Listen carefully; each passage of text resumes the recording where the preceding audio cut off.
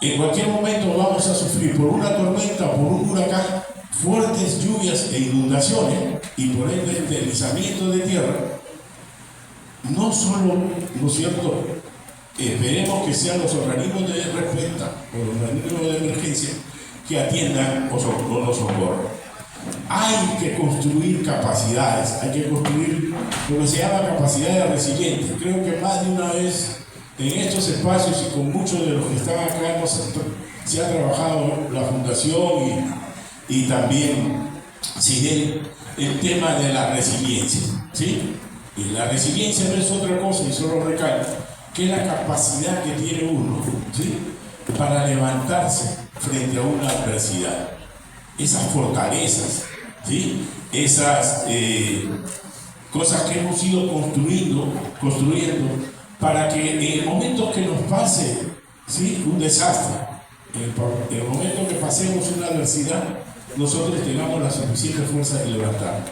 Entonces, yo repito, y vamos a, de verdad, va a quedar ahí, ojalá que después se comparta. Hay que trabajar y hay que constituir los comités comunitarios de emergencia. Y trabajar, por ejemplo, primeros auxilios.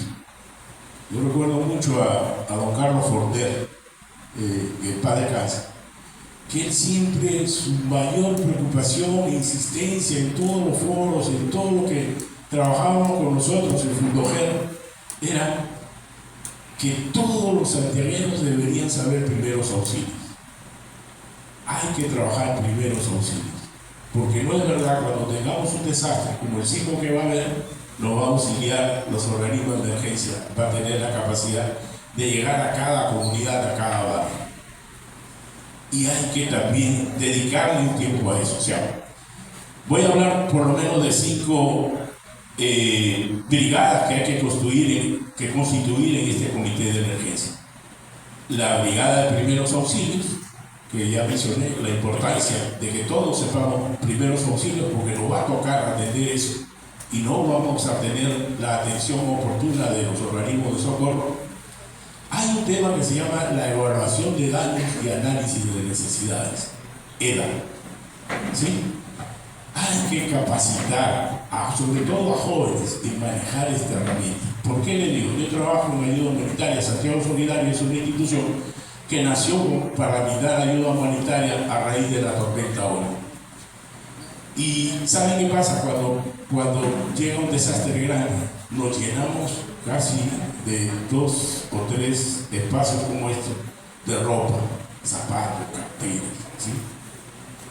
Si nosotros tenemos conocimiento y tenemos un grupo de jóvenes en cada comunidad que maneje el EDA, la evaluación de daños y análisis de necesidades, las ayudas serían mucho más prioritarias. ¿En qué sentido? Cuando sucede un desastre hay que levantar, ¿sí?, información de lo que sucedió en el barrio, quiénes fueron los afectados, quiénes los heridos, qué tipo de atención debemos darle y qué necesidades tenemos. Entonces, la brigada de la que, y hay formato, lo podemos compartir, eso está libre para quienes deseen. Yo tengo algunos tipos de formatos, pueden haber otros mejores, otros más sencillos, más adaptables a nosotros. Y que ellos sean los que levanten la primera información de lo que sucedió en el caso de un desastre. Y luego se hace el análisis para que nosotros podamos solicitar un tipo de ayuda. De repente no necesitamos bolsas de ropa, como siempre se reparte. De repente necesitamos un tipo de medicamentos. ¿Sí? Hay personas que las personas, sobre todo que llegamos a una edad, sufrimos de hipertensión, diabetes, estas enfermedades que son las más comunes. Y en el caso de una emergencia, si no hay esos medicamentos, vamos a tener una crisis mayor. Por eso que debemos también identificar en nuestro barrio quiénes son las personas que tienen algún tipo de capacidad y estas enfermedades móviles. En la evaluación de daños uno detecta eso y al solicitar las ayudas van a ser mucho más específicos. Necesitamos una enfermera, necesitamos un médico, ¿sí?, necesitamos agua. Y los organismos que hacen ayuda humanitaria con seguridad ya no le van a llevar bolsas de ropa. ¿Sí? Eso es muy importante. Otra brigada que tenga que ver con todo lo que es rescate. No cualquiera se rescate, los especialistas en emergencia pueden avalar eso. Yo conozco un caso, por ejemplo, de una vez una persona que cayó a un abismo no muy grande y se le quiso auxiliar, se le pasó la cuerda, le amarraron al costado, pero a la hora de jalarlo, la cuerda se subió y terminaron ahorcando. ¿Sí? O como los casos de aplastamiento, ¿no? Cuando te cae una pared, sobre todo encima de un organismo de las piernas, después de pasado 12 o 15 minutos, ya no hay que levantar la pared para sacar a la persona. Porque en ese tiempo puede haber existido un tipo de coagulación de la sangre y al momento de sacarla, la sangre dispara rápidamente y puede provocar un paro cardíaco automático. ¿Sí? O sea, no cualquiera se rescata. Pero en la comunidad hay gente que puede capacitarse para hacer ese rescate. Y lo último que hablaba el ingeniero Irwin Barra, no se imagina la importancia de construir, de hacer los mapas de riesgo. Hay que construir y hacer los mapas de riesgo, de verdad. De cada barrio, que identifiquen dónde están las zonas vulnerables, dónde están las rutas de evacuación. Sobre todo en barrios donde está muy hacinado. ¿Cuántos casos hemos visto en Santiago cuando sucede un incendio que el cuerpo bombero no puede entrar porque no hay vía de acceso? ¿Sí?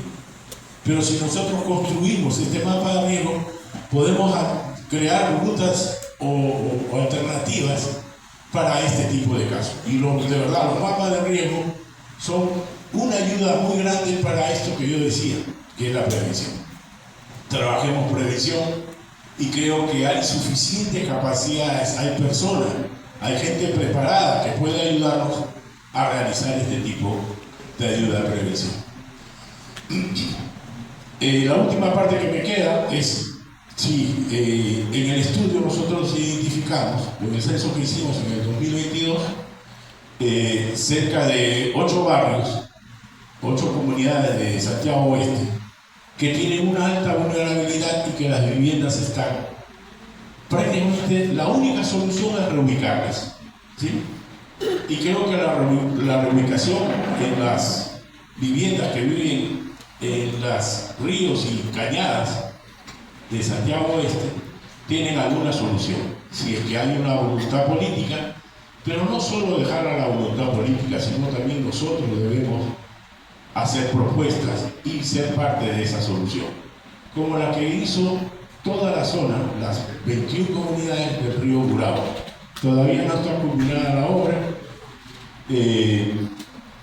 con estos estudios que decía que teníamos sobre el estudio de sísmico de Santiago, el estudio de inundación con retorno de 100 años, más el censo levantado, nosotros pudimos censar a cada una de las viviendas, pero identificando el grado de riesgo. ¿Sí? Y lo hicimos con una herramienta que se utiliza, hay una herramienta gratis en internet que es el GIS y el ArcGIS, que es mucho más especializado. Fíjense cómo ayudan estas tecnologías hoy y qué bueno que también el ingeniero Irwin mencionaba, de que también podemos levantar de la parte de Santiago Oeste un estudio de vulnerabilidad sísmica de nuestro territorio. Entonces, no nos quedamos solo en censar a cada una de las viviendas, sino que esta herramienta tecnológica nos permitía darle la información. Mira la herramienta, acá hay un estudio sísmico, acá hay un estudio de inundación, y automáticamente la herramienta te dice y te usa la técnica del semáforo. Esta franja de viviendas están en rojo, ¿sí? En alta vulnerabilidad. Hay una franja amarilla que está en mediana y hay una franja verde que todavía, ¿no es cierto?, no está en un riesgo alto. Es muy sencilla y de verdad puede ayudarnos a nosotros. Algo de eso hicimos en ese censo del 2022 con la Fundación Solidaridad, nuevamente lo digo, ICIDEL. el estudio está identificado cada una de las viviendas, pero si no recuerdo eran 158 en el municipio que están en total riesgo y que pueden tener una solución como esta, ¿sí? Te decía una solución política porque ha habido una voluntad de este gobierno de comenzar a sanear el río Burao. Yo le hice el arroyo, pero se saneó el río Burao. Son cerca de 2.700 familias que están en riesgo, 1.200 ya tienen una vivienda digna y falta completar solamente con cerca de 1 kilómetro y algo para terminar con el saneamiento de esa zona vulnerable. Estas son unas imágenes de cómo era el río en ese entonces. Te voy a presentar el antes y el después, cómo el nivel de sedimentación de las aguas, son testimonios de las familias que vivían ahí. La señora está diciendo que ella había perdido parte de su vivienda ya en una crecida del río que había deslizado. Cómo era la vivencia en la zona del río Burao. Ese tipo de cañerías no es ajena a nosotros, ¿verdad? Esto también sucedía en el hoyo de Bartolo, en el pleno hoyo. Y así estaban las viviendas, en ese estado de vulnerabilidad, ¿no?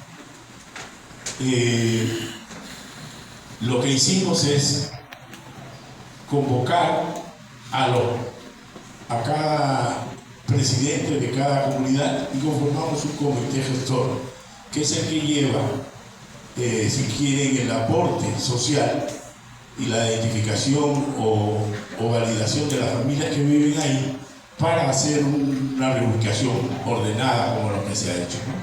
Bueno, el estudio nos decía que había 2.754 familias en alta vulnerabilidad y son desde el hoyo de Puchulo. Algunos lo conocen como el hoyo de Puchula, pero es verdad que el fundador le decía Puchulo. Y ahí seguimos con la Javía, hoyo de Bartola, los Santos, los Ciruelitos. Miren cómo esa parte, el antes, ¿se acuerda que vimos? Y cómo está quedando actualmente, ¿no? Se han construido parques, canchas deportivas. Está por construirse un campo de fútbol con pista atlética, con cancha de pádel, y áreas recreativas, anfiteatro, que en verdad se está haciendo una realidad de saneamiento, tanto social y ambiental y sanitario de esta zona. Miren, ese puente solo faltaban 80 centímetros para que el sedimento lo tape totalmente. Cerca de 4 metros de sedimento se tuvo que sacar en cada uno de los puentes que atravesaba el río Burao en este sector. Se construyó, se dice que este es el parque infantil más grande del Caribe, y así está actualmente. Es muy concurrido, sobre todo sábado y domingo por niños. Todo eso era viviendas en constante peligro, viviendas mal construidas y con un tipo de contaminación grande, ¿no?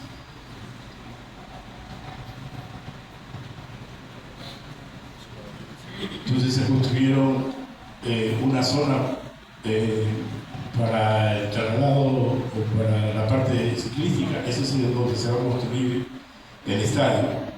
Esa es una parte del hoyo de Bartolo. Y al costado derecho, subiendo el río, es una vía para la circulación de vehículos, ¿no? Una de las obras bastante importantes. ¿Cómo?